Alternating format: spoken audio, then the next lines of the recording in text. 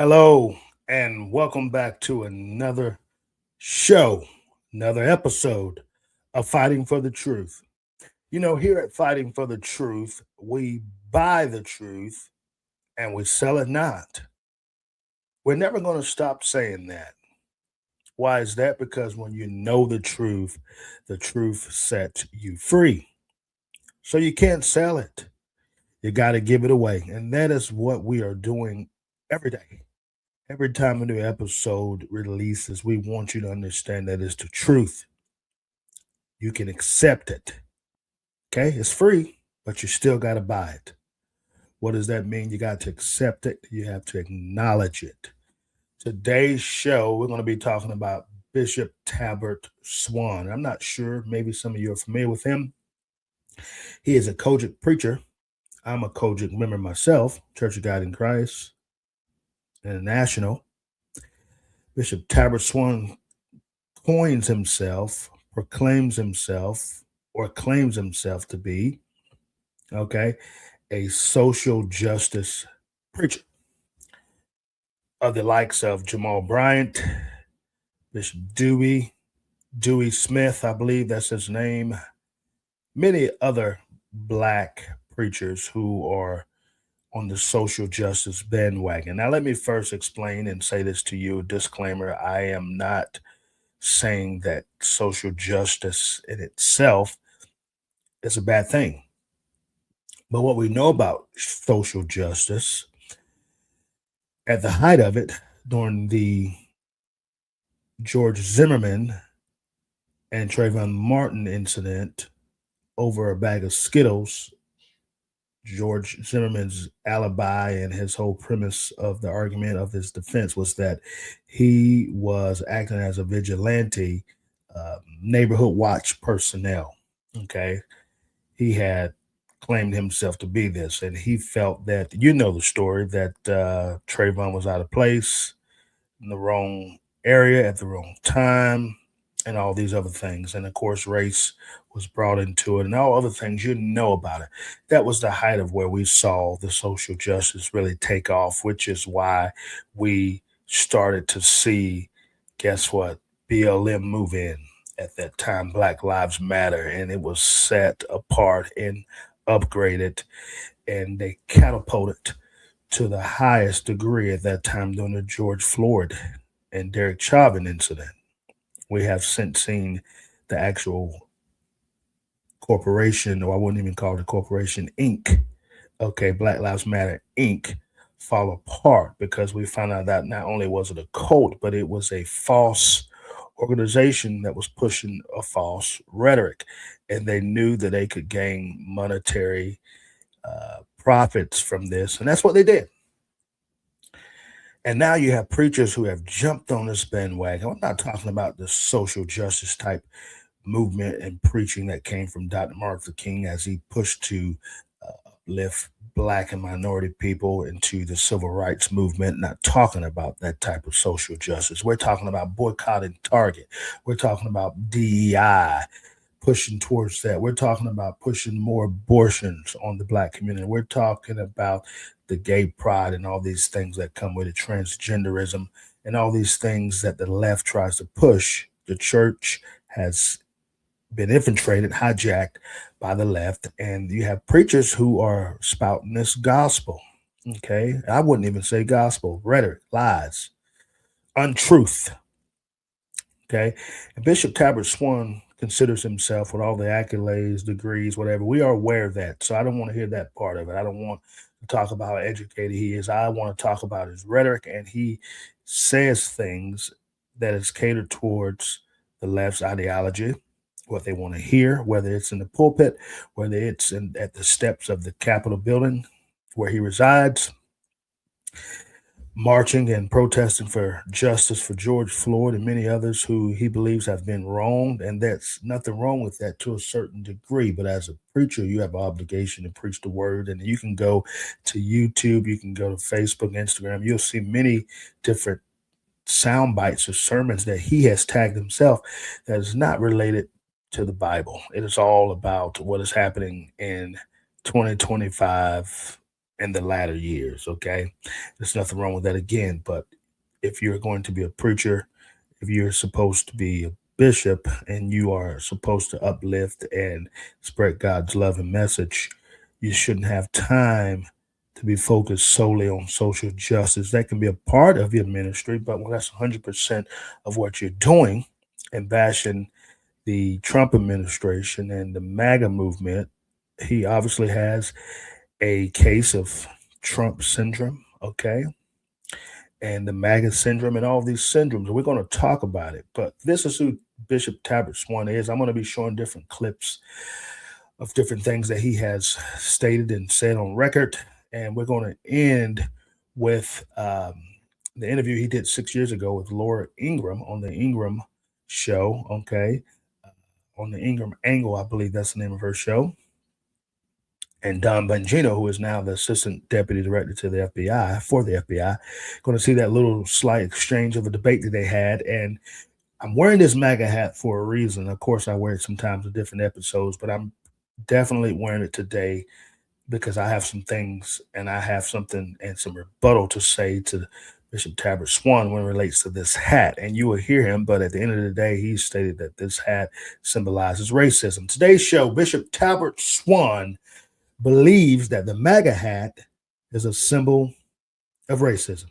And I'm going to debunk that. I'm going to explain what the MAGA hat and the MAGA movement means to me, and really what the MAGA movement means to me, and why we wear it. And I am a black male, as you can see, a strong black male. And guess what? There is not a racist bone in my body, and I do not subscribe to any racism. I do not believe that anybody who is racist that I should have affiliation with. And I'm not going to sit here and denounce or excuse the fact that there are racists in the Republican Party. There are also racists in the Democrat Party. There are racists on the unaffiliated side. There are racists within liberalism and socialism of that movement. So don't sit here and say that the MAGA hat is predominantly a racist movement. It's not so.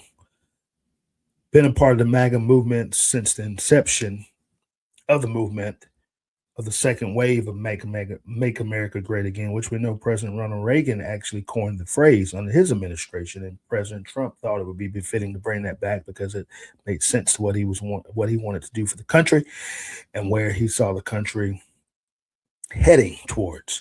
And so I've been in this fight for 10 years now as it pertains to the MAGA movement, but on this journey as a conservative Republican, and I can tell you I've been boots on the ground. I don't just wear the hat. I'm just not a talking head. I'm just not sitting behind a computer and the monitor and the video camera talking to you with a microphone. I have been in the trenches for years. I've traveled different states. Just prior to this election, we went to many Democrat-held ground states, okay? And we did it boots on the ground in those states with flipping the vote, okay? Getting the vote out, changing minds and hearts through the lenses of a biblical conservative worldview. So I'm not just talking. Many of you who follow this show and know me know that I'm not just talking. I've been doing it. I've been in the fight, and I still am, and I'm going to continue to be in the fight. So I have something to say. So I am rebutting what Bishop Talbert Swan had to say about the MAGA hat. And again, I will dive more into that later, but I want to set up this clip for you really brief just to show you what type of preacher Bishop Talbert Swan actually is. It seems to me that he spends more time clapping back, if you want to use that phrase, at people, using this pulpit as a place to do that at. And I say to his members, I hope that you're being fed properly and you're not just getting a chance to dive into messages where your pastor, your bishop, your leader, your shepherd is responding back to social media folks who are on his page writing and saying things that he's not happy with. And I've seen a lot of the comments, so I know that he is actually himself responding. And I know that he can't leave well enough alone, so he does respond when he feels he's being attacked. But you have to remember, just like I know I'm going to be attacked, but if I put this message out here, I should expect to be attacked because we have the First Amendment and people have a right to conversate, discuss, rebuke, debate, negate what you are saying. And I understand that it happens every show that I do when it's put out into the atmosphere, into social media world. I expect that and I understand that. So my message today is very clear and we're going to talk about it. But I want you to see this clip from Bishop Talbert Swan as he preached at the 117th Holy Convocation. He is responding, and I know this went viral. He's responding to YouTubers and basically rebuking the church for being a part of the mess and listening and liking and clicking and commenting. And you know what? I say to that, in some aspects, he is correct on that. But you know what? He always finds a way to bring Trump into the mix and politics into the mix. And I would be okay if his politics was on point and it was aligned with the Bible, but he is off. And I know I'm not a bishop. I'm not comparing myself to his stature as it pertains to his credentials and what he has been ordained to do in the Church of God in Christ, but I do question his intellect as it pertains to his politics. How can you follow a movement who kills babies at a rapid pace? How can you follow a movement or organization or party that does not believe that America should come first? Okay. I don't know how you can follow a party who does not align with your biblical views, okay, that does not separate, okay, right from wrong, and you call yourself a preacher. And we know you are, but at the end of the day, the sound doctrine message that you should be preaching is not being taught from what I'm hearing, from what I'm seeing. I've never said in one of your messages in person, but what I'm seeing in the airways gives me enough evidence and cred, as we say, to be able to speak on these matters. And we're calling it out today. And I hope you do respond, Bishop Talbert Swan. All due respect, I am not challenging your priesthood and your robe and your ring and your collar, all that stuff, but I am challenging your words as it pertains to the political climate. And we can no longer let you sit by and just bash Black Republicans and just the MAGA movement in general and the Republican Party in general and think that we have nothing to say. We do have something to say. So I challenge you. Let's have a discussion. But I want you all to watch this. Again, he is responding, and I'm going to slow it down for a minute. I know I just got into a moment of a rant for a moment, but these things have to be dealt with. I have to set up the foundation so you understand, for all the listeners and viewers who's never heard of Bishop Talbert Swan, what type of person he is as it pertains to the message of hate that he's preaching. And I'm going to let you be the person who will get a chance to decide whether he is preaching a message of love or is he preaching messages of hate. And let's see who the real racist is, because I know where the real racist lies, and it ain't in the MAGA movement. It's not Trump. It points right back at Bishop Talbert Swan. But I want you all to see for yourself. But let's watch a little brief clip of him speaking on the matter of the bloggers, and you'll also see how he tries to elegantly throw the president into this. And it's amazing. So it seems to me every message is centered around Trump. I don't understand it. See, it's not the atheists keeping the gossip blogs alive. It's the saints who can't scroll past the mess. It's church folks clicking and commenting and sharing and subscribing to the very content that tears down their own brothers and sisters. The bloggers wouldn't even have a platform if believers weren't the audience. They wouldn't have tea to spill if church members weren't pouring it for them. I got tea right here. I hope I don't spill it. I have tea right here, and I hope I don't spill it. Thank you. Thank you, Talbert. And they wouldn't have revenue if the redeemed didn't keep running to their pages to consume the scandals. Leaders feeding gossip to jive folks who think they're king. There it is right there. Now, who is he referring to? He is referring to President Trump. We know that. Now, you speak on the phrase that he used, spilling the tea. For those who don't understand what that is spreading gossip, lies, whatever, scandals, getting out there, giving out information. But men usually don't use that type of statements. So, hey, it is what it is. But I know you have to be relevant to the times, right? But this is the bishop who was saying all this stuff, and somehow he made his way into talking about President Trump, thinking he's a king. But let's go and let's just listen to a little bit more, and we'll move to the next one.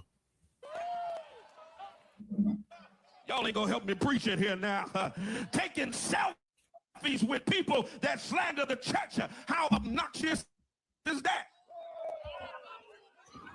And the church is praising this, man, enjoying this. Find out what was reported to this is not a message of love. It is.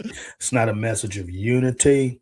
It's not a message to condone and to challenge the members and the parishioners and the audience to come up and do better, or to ask for forgiveness for maybe something they did wrong, where they need to look into areas of their life. That is what preachers should be doing. The messages should be centered around what God told them to preach, and to allow it to be centered around.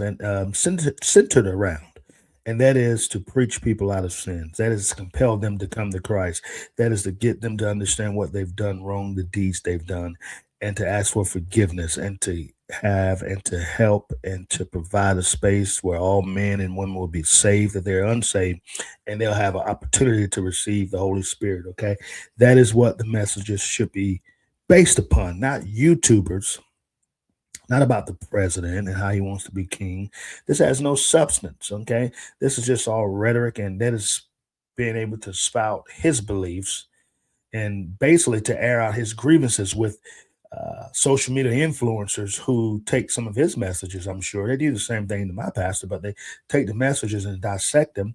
And the whole deal of the matter is, we understand this. This is what their job is. That's why they call bloggers. They're looking, and they have to, they feed on, they profit on clicks, ticks, likes, subscribing, and sharing. Okay. I'm using a clip from a well-known blogger website or YouTube channel. That's their job, to give us content, to give us the sound bites, to give us the 2 minutes, 3 minutes, 5 minutes of a sermon that we need to be able to start a scandal, to start a rumor mill, whatever it may be. But this is not the proper way that we should be using our platforms as preachers to preach the word. And I'm very grateful that I don't go to a church like this as it pertains to Bishop Talbert Swan. Now, I'm not talking about Church of God in Christ as a whole, even though we have to do better on a lot of things, because what I'm watching is the leaders of the church behind him. They are enjoying this type of message. But who comes to Christ after this type of message? All this does, again, is divides. It does not provide a space to ask for forgiveness, to get saved, to cleanse themselves of their sins, and to draw closer to the Lord. This is a message of clapping back to YouTubers. When the redeemed become reporters of ruin, when the blood bought become the broadcasters of betrayal, when those who should be praying are the ones promoting the pain of others. See, my brothers and sisters, we're not called to be co-conspirators in the enemy's smear campaigns. We're not called to tear down our house for entertainment. The Bible said, if a brother be overtaken in a fault, ye which are spiritual ought to restore such a one in the spirit of meekness, considering your own self, lest you also be tempted. That means if you're truly spiritual, you don't share the scandal. Now, I'm not sure if he's preaching from a place of his scandals and rumors that I think have surfaced over the years. I haven't looked into any of them. I saw some, but I don't have the time to entertain it. But maybe he's addressing that. It seems like there's a lot of passion coming from that end. So that's maybe what he's talking about there. You can go YouTube him and look him up further, and I'll move on. But this is the type of preaching that Bishop Talbert Swan is sending out in the social media world. And again, I would imagine his members enjoy this type of preaching because they're there and they're uplifting this. And so, of course, this is the Holy Convocation. So this is the International Convention for Church of God in Christ. So there's people from all over the world. Obviously, this is not his congregation fully, but I am just giving you the basis of what he and what he preaches on and who he is. Now we're going to move into the next. Okay, I want to move into the next piece of this gentleman, and we're going to be talking about Bishop Talbert Swan as he addresses the Charlie Kirk situation, the assassination 4 days later. He has something to say about it, and I want you to listen to what he says here, and then I'm going to move into his Instagram post that he made about Charlie Kirk. And I'm telling you, this is the type of person that we are allowing to get into our ear gates. Okay, this is the type of person that we are allowing to preach from the pulpit a message of not, again, unity, love, but a message of hate. So I'm responding today, Bishop Talbert. If you get this, if you see it, let's have a conversation. Here we go. Let's talk about this. So don't be surprised when violence begets violence. Don't be shocked when MAGA turns on MAGA, because you can't sow poison and reap peace. I'm preaching real good. I said you can't sow poison and reap peace. You can't sow hate and reap love. You can't worship power and expect anything other than destruction. At this moment, this nation needs prophets who will be like Nathan.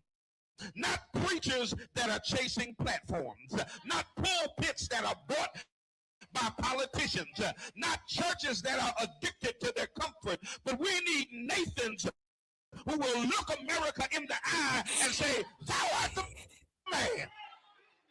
They want us to be quiet in this moment. They're saying we should express love and compassion because a man has died. Well, brothers and sisters, we don't. So let me set this up for you. It appears that he preached a message titled "Thou Art the Man." Okay, you see a black man there. You see him pointing at Trump. Again, not sure what Trump has to do with his sermon. That again is to elevate, compel people to come out of their sins, compel them to ask for forgiveness, compel them to draw closer to God, Jesus Christ, to teach them the Christian Judeo values of Christianity, okay, to teach the parishioners how to be God loving, God fearing, okay, how to be great American citizens, how to contribute, how to stay out of crimes, how to perform at work, at home.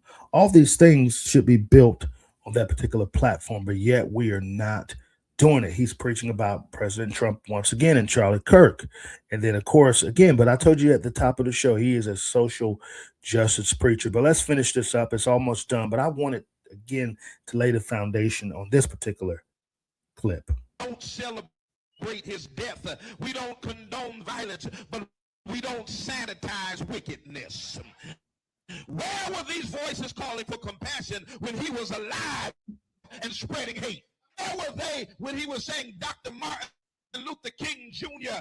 Was not a good person and should not have a holiday? Come on, somebody. And now they got the nerve to compare him to MLK when the only thing that Charlie Kirk and MLK Listen to this. have in common is that they were both killed by a white man. Now, please tell me, what does that message has to do with drawing people closer to God? It has nothing to do with it. It is a message of hate. And again, this is what type of preacher Bishop Talbert Swan is. You can go to his websites. You can go to YouTube. Just Google Talbert Swan and the messages will pop up there. They are endless messages about the MAGA movement, the Republican Party. And see, as a preacher, your job is to teach your congregation on how to have a biblical worldview and how to decipher between what is being said and whether it's good or bad, and how to take it, eat it up, and dissect it down and take the good parts and throw away not pertaining to you, the parts that are evil. That is what you should be doing, which is why we, as Blexit members, now organizations moved over to Rise, we taught and we preached this in the earlier years, and we're still preaching it, but the early years we told people, our black communities and minority communities, we are here to teach you on how to not be a victim, but to be a victor. We want to teach you how to get it for yourself. We want to teach you how to be entrepreneurs. We want you to be free thinkers. We want you to understand. We're going to give you both sides of the coin, the Republican Party, the Democrat Party. We're going to tell you what's in between, and then we want you to make your decision. We're not saying that you have to be a Republican. Okay, but we are saying you should look at another side so that you're not caught off guard when it pertains to the left trying to hoodwink you into voting for them again, understanding that they're preying on you. And yes, we all know who the actual KKK party was the Democrat Party. We know who the um, party of pro-abortion was. That's the left, okay? Margaret Sanger's party. We understood and we know that, okay? At the end of the day, we have been teaching and preaching these things so that people can wake up. And many have woken up. Some are still asleep. But at the end of the day, you don't have to make a decision. But if you're going to a woke church as such as this, Spring of Hope Church of God in Christ, you need to run, get your bags, your Bible, get everything that you brought with you to church that day. You need to leave. You need to find a church, okay, whether that be a minority based church or white church or another black church. It does not matter. You need to go somewhere where you're getting sound doctrine, you're getting the word of God, and every message is not filled with hate, and it's not about the Trump administration and the MAGA movement and the Republican Party. There's more to life than that. And at the end of the day, if you are getting a message like that, I hope that you're not letting it seep into your spirit, into your mind, and that you become clouded with vision, and that you are one that becomes lost and you're not able to see good or bad. At the end of the day, I'm going to keep saying the end of the day because it goes back to our black preachers. See, Margaret Sanger understood this. This is why the Negro experiment worked, okay? She understood if we could get the black preachers on board, they could persuade their congregants, their members, their parishioners, because we know as black people, we look up to our pastors and to our pastors' wives, and we kind of mimic and follow after them. So some, and I think I'm not one of them, but there are a group of black churchgoers who take everything that their pastors say, even from the Bible, as being 100% truth without going and studying for themselves, without going and listening back to what they said, like Bishop Talbert Swan and the hate he's spewing and lies that he's telling, and go back and do research for themselves to find out if these things are true. They don't do that. They believe that the preacher is 100% correct all the time because he is a man of God. He has been ordained by God. He's walking with Christ, and he cannot be off in any way. And that is further from the truth. You need to go to a church where your pastor tells you from time to time. Don't take my word for it, like reading Rainbow. Okay, go and look it up for yourself. Study it for yourself. Watch the news outlets for yourself. But most of the time, we don't do it for so many different reasons. We don't want to do the research. We don't want to know the truth. We don't have the time. And at the end of all of it, we're looking for someone to feed us the information. But it's all at our disposal. Sometimes social media is one of the worst places to get your news, whether you're looking at world news, local news, okay, you need to go to a news source, check it out and read it for yourselves, and then go to another source and corroborate it. Make sure it's legit, unless you are following people like Newsmax or news outlets like Newsmax, okay? Uh, Different outlets like the Washington Post, then you understand that these things are 99% accurate, they're truth. But I want to move into this video here. This is where Bishop Talbert Swan talks about the Charlie Kirk assassination, and you're going to see him use the word Lily White multiple times, which is derogatory. In my opinion, it's just like being called colored person, in my opinion. We have to realize that we shouldn't be offended when things are being thrown at us. We should have enough sense to say, you know what, I don't like what they're saying. I need to use another phrase because I don't like to be called colored, and it goes both ways. But I want you to watch this really briefly and understand what he's saying. And you're going to hear him talk about the university, Utah being a white predominantly state, which we know. But listen to the rhetoric that he is speaking on this platform, and it is very interesting. And I want you to listen for yourself. But let me read it to you right here. Talbert Swan says, a white man from a Republican MAGA family murdered a white Republican MAGA man at a predominantly white MAGA college located in a predominantly white MAGA city in a predominantly white MAGA state in front of a predominantly white MAGA crowd. So why are you mad at black folks, black people? This is what he's speaking on, but I want you to hear it. Take a listen. I'm trying to figure out how a white man goes to give a speech in Utah, one of the whitest states in America. How he goes to Utah, a lily white state, to the University of Utah, a lily white college, okay? A lily white college with a lily white student population. Are y'all following this? Yeah, we're following it. So white man goes to a white college, to a lily white college in a lily white state, just hate, and gets shot and killed, hate rhetoric, by a white man. But y'all mad at black people. I mean, think about it. Make sense. Think about it. How y'all mad at black people? Think about what he's saying. About one of your cousins killing another one of your cousins. What do we have to do with this foolishness?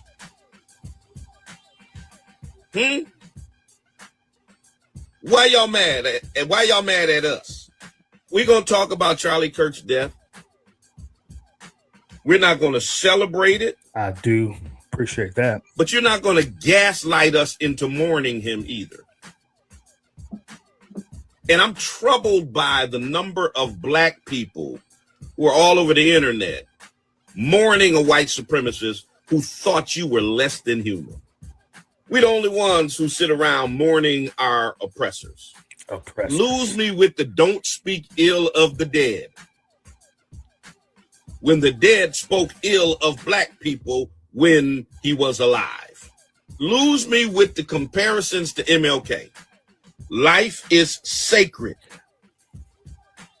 But now remember, this is a bishop, pretty well-known bishop, Church of God in Christ, who, as you look at his appearance, he's wearing a jacket with looks like the Civil Rights March. You can see MLK. Nice jacket. I give him credit for it. The collar, everything looks urban and hip, cool. Sunglasses on. You know, it's trying to be relevant to the audiences that he appeals to, keeping it urban.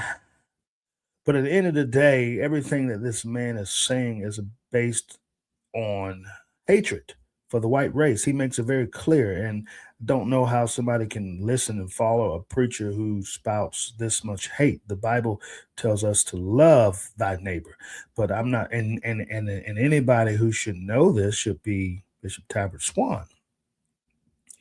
You can't tell me that his parishioners are getting the message of love on Sundays and whatever day they have their Bible study nights or any church nights in between. Can't tell me they're getting type of messages like this, because everything we see on social media is hatred. So they're being fed hatred. And people often ask me, why do black people, and most of the time they're my Republican family, and they come from a good space, they're coming from a good place when they say this, and I understand they feel very comfortable saying this to me because I'm going to give it to them straight. I'm going to talk about the good and the bad, even when it comes to their race in the Republican Party. Okay, we talk about it. I don't sugarcoat it. I am who I am, and I'm not turning back just because I'm a Republican. I'm still black at the end of the day. I understand the struggles that black people have. Some of us have different struggles, but at the end of the day, I don't sugarcoat it. But they asked me, why do black people vote Democrat so often, and why are black preachers at the helm of it? And this is what I tell them. Going back to what I just talked about, Margaret Sanger used the black preachers to influence and persuade black people so that they could get abortions to minimize and exterminate our population, which now we are below the population here in America, with whites being the dominant race, and then Hispanics follow thereafter, and then you have Asians in between there, then you have blacks, okay, then you have the other minorities mixed in, okay, so we have lost our population cred, okay, and we're continuing to decrease, and this was all designed under Planned Parenthood.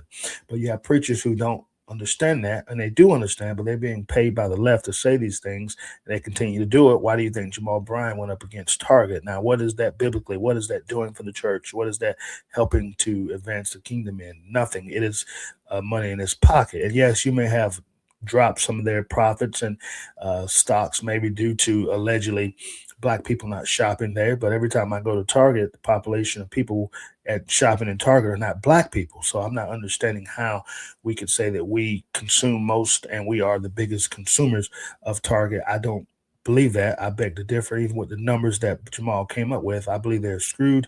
And at the end of the day, what does that do for the church? If you want to start a black expo and say, hey, let's shop black online as well and in person, great. But when you use such a conglomerate of an organization or company, a corporation like Target to fuel your interests and your issues, I think that's a problem.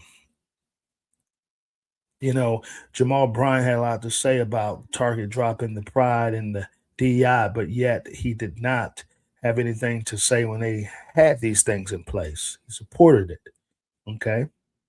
But when they fell out of line with it due to the government standards and what the things that the government was imposing on corporations like that, he fell out with them. So again, I'm going to always bring it back when it pertains to this particular episode. What is that doing to advance the kingdom? Boycotting Target, standing on the doorsteps of your capital to protest against the George Floyd and Derek Chauvin incident. What is that doing? Was there any souls saved that day? And I'm not trying to play holier than thou, but I'm saying this is your profession. So since we're moving into your profession, you should be willing to be 100% involved in the profession and not using your platform in your profession to spout hate. So I'm not going to stop talking about it. And this is the truth, because here on Fighting for the Truth, we speak the truth, okay? And we let the chips fall where they may. We're not going to denounce it. We're going to continue to talk about it. Let's finish this really quick. So is truth. We can acknowledge his death without rewriting his legacy. Charlie Kirk's entire brand was built on racism, division, lies about black people. That. And lies about black. He denied that systemic racism existed. Never said that. He attacked diversity, equity, and inclusion. Absolutely. I did too. He spread unfounded conspiracy theories. Okay. His rhetoric actively harmed black people. Who? Marginalized communities. Where did that happen? And poisoned political discourse. Oh, I can't wait till you're done. Anti-black bigotry is not a political opinion. Fascism is not a political opinion. Racism is not a political opinion. You know, he's saying all these things, and really it should be a mirror, a two-way mirror in front of him, because everything he's saying points back to himself. But let's address you, Bishop Talbert Swan.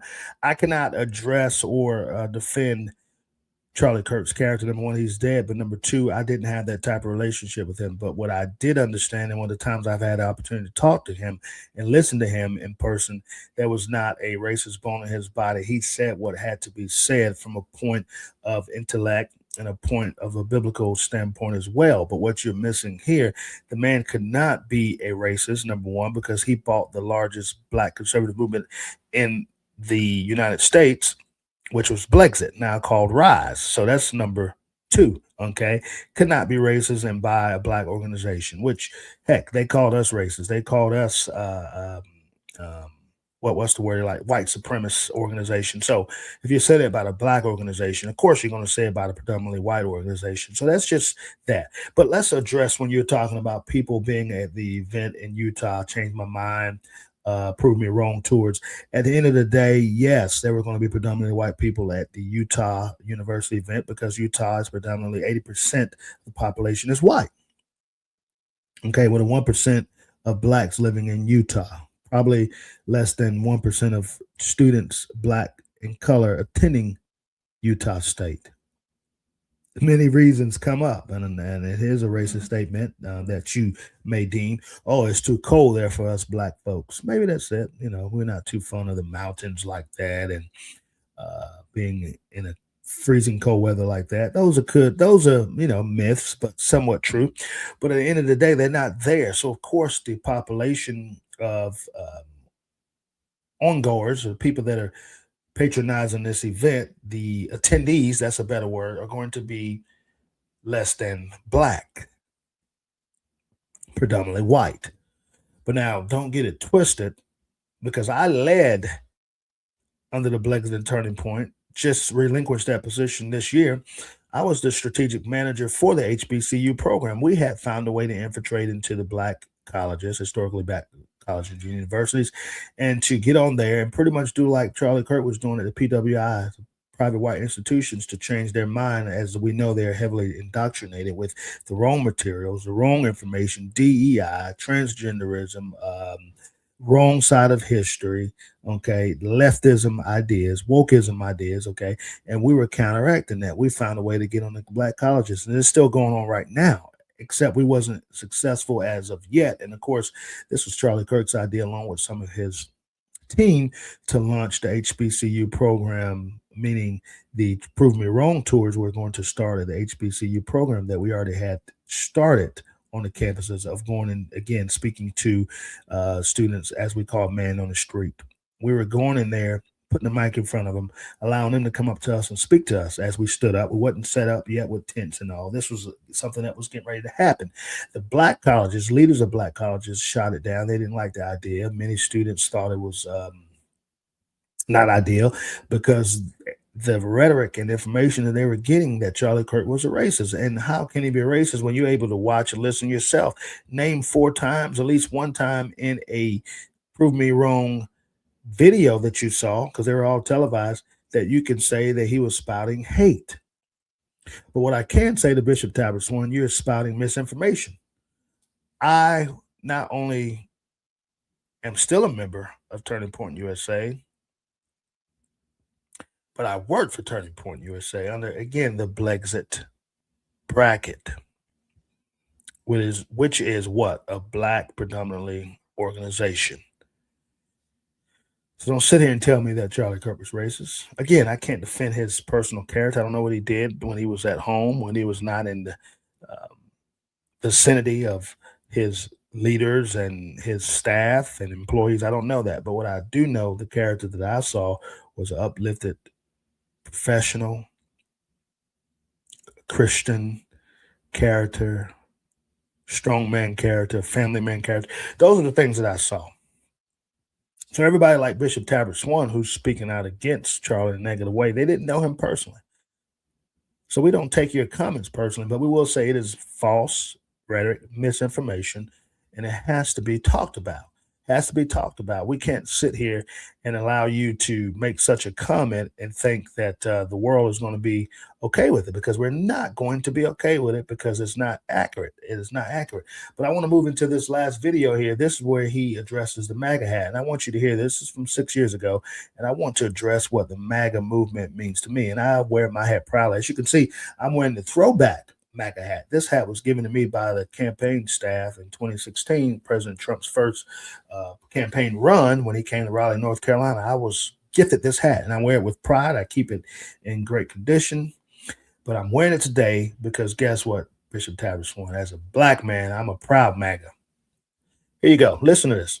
Anybody threatening to kill or to burn or to harm anyone. Matter of fact, I've been getting death threats and phone calls from people on the other side because of my tweets. So I emphatically condemn that type of behavior. But I also condemn the type of behavior that I saw from those young men on that particular day. And if we want to, they were not standing there. Are you and I seeing the same video? Yes. Are you not seeing those young men? Nick Sandmann didn't we're not speak. talking. Nick Sandmann was not there by himself. There was an entire group of young men who were mocking, they were jeering, they were ridiculing, and for you all to sit here and pretend that we don't hear that. No, well, it wasn't Phillips who called them that. And you can't, what you can't do, what you cannot do is blame, is blame their behavior on what their interaction with the Hebrew Israelites were. People should be called incest babies and crackers and swear words and not be able to, and not respond. And when they do respond, they're the ones. I mean, first of all, Nick Sandmann didn't say anything, and those other kids weren't part of the school. But I got to ask you a simple question. At the beginning, is the MAGA hat? Simple question, Bishop. Is the MAGA hat racist? Well, at the beginning, I condemn the behavior of the Hebrew Israelites. So let's not pretend you all didn't hear me Is the MAGA hat racist? When it comes to the MAGA hat, it's a piece of clothing that represents Donald Trump and everything that comes along with Donald Trump. Donald Trump is an unrepentant racist. Is an unrepentant racist. What? The MAGA hat to many is representative of a Klan hood or of various other symbols of racism. Absolutely. It absolutely is. What's going on here? Is this real? Did he just say that on a cable television? Bishop, I don't absolutely said that. I'm not willing to defer to the man of God line to you anymore after you just said one of the dumbest comments. Well, it really doesn't matter what you refer to me as. You don't define me. That is the dumbest thing I have ever heard in 7 years of doing cable news. That Make America Great Again, by the way, a slogan used by Bill Clinton at times too, is racist. Are you serious? But Donald Trump, let me ask you a question. Donald Trump, wait, hold on. I didn't interrupt you. So Donald Trump, who gives you back more of your money, has fought for school choice, has black unemployment at the lowest in modern American history. We've seen Donald Trump, if he's a racist, he's the worst racist we've seen in American history. And you come on this show and you say,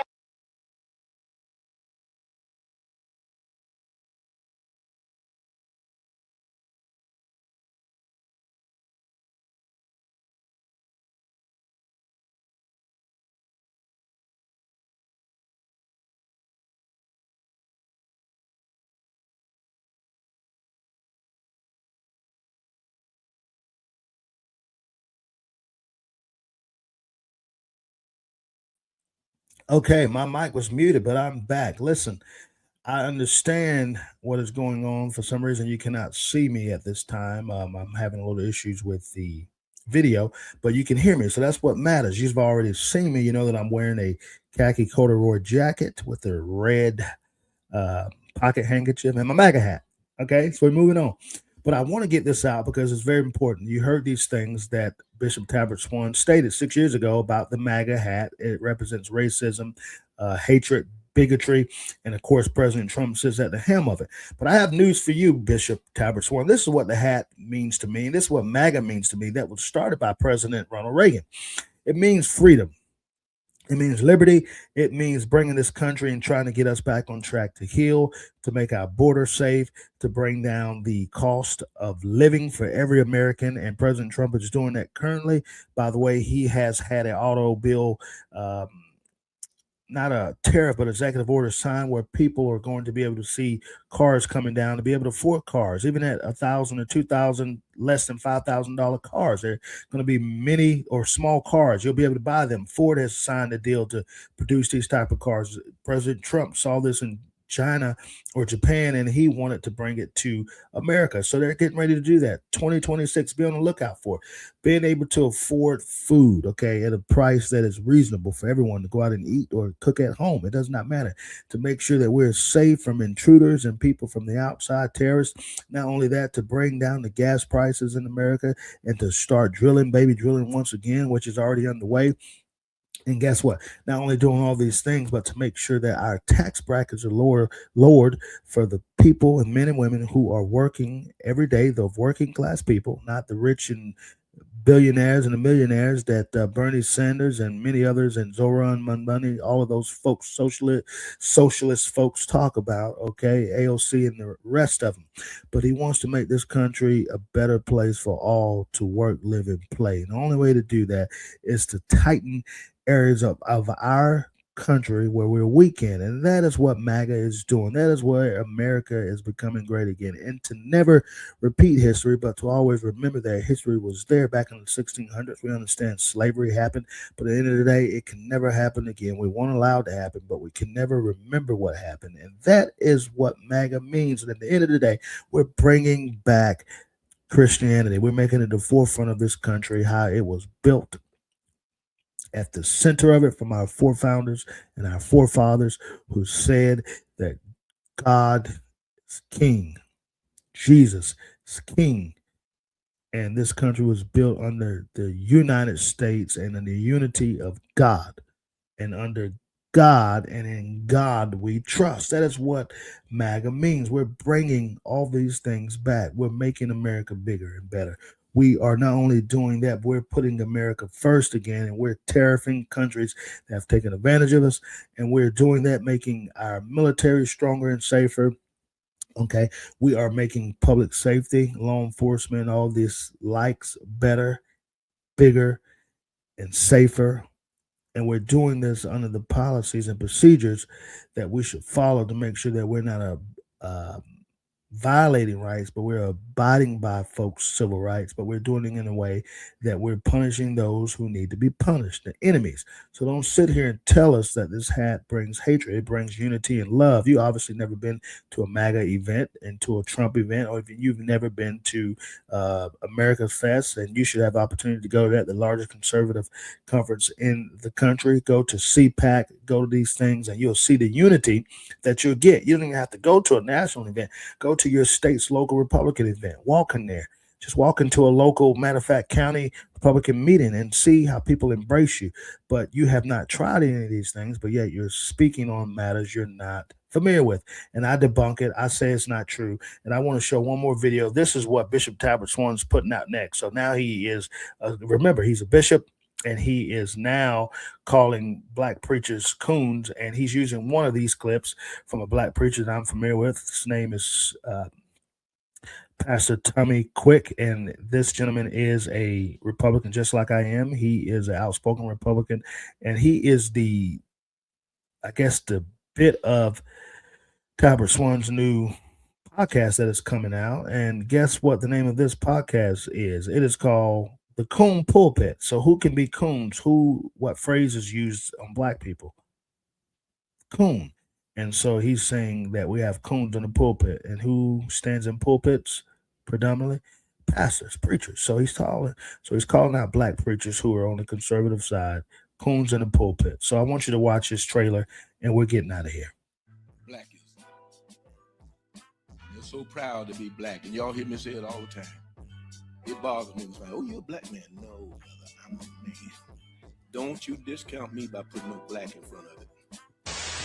That we're getting this nation ready for the return of Donald J. Trump, that we will stake this.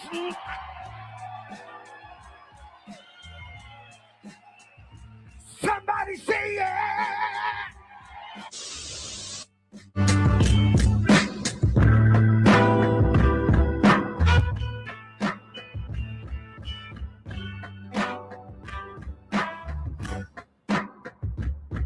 Welcome to the Coon Pulpit, where sermons dance for white applause, where theology bows to conservative talking points, where black pain is minimized, black struggle is mocked, and black liberation is labeled divisive. Wow. Use the name of God while you feed into the evil, being so deceitful. I guess it doesn't matter if you keeping all the seats full, injecting us with poison, you ain't even need a needle. Yeah, we talking about you false prophets. You know the type that sell they soul for a small profit. This is the man that we spoke about today. Bishop Talbert Swan believes that the MAGA hat is a symbol of racism. I just showed you many different clips of this man on what he speaks, on how he speaks, and what he talks about, his false rhetoric, his hatred. So we point the finger back to you. At the end of the day, the real bigot, the real person of hate, the real person who spouts hate, who breeds hate, who bleeds hate, the war goes to Bishop Talbert Swan. That is who he is. Remember, top of the show, I said he was a social justice preacher. Every message that he's preached has been not even really based on social justice. It has been based on hate. So therefore, my friends, we have said it here. You've heard it here. You watched it here. A hate-fueled preacher, Bishop Talbert Swan. That's who he is. I am done. And again, I apologize for the video. Now you cannot see me, but we're going to end the show. As I always say, please, would you please do me a big favor? Would you please do me a favor? And what is that favor?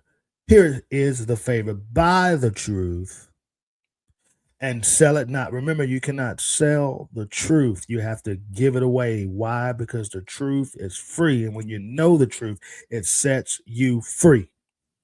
And I believe we're going to do another episode to this because I got some great friends that want to come on, and we black brothers. Okay, I'm using the word black first because that is what we've been talking about the whole entire time. Black and white. Some strong Republican brothers. We're going to get up here. MAGA brothers, and we're going to talk again about Bishop Talbert Swan's beliefs on the MAGA hat, and we'll dive more into the movement. And I want you to stay tuned for more. Now, do me a favor also. I know I just asked for a favor. I got one more favor. Please like, share, and subscribe to this podcast and get it out to people. We're spreading the message. And again, this is fighting for the truth. You got to buy the truth, and you cannot sell it. You got to give it away. And until the next episode, till we do it again, till we see each other again, God bless you and stay safe.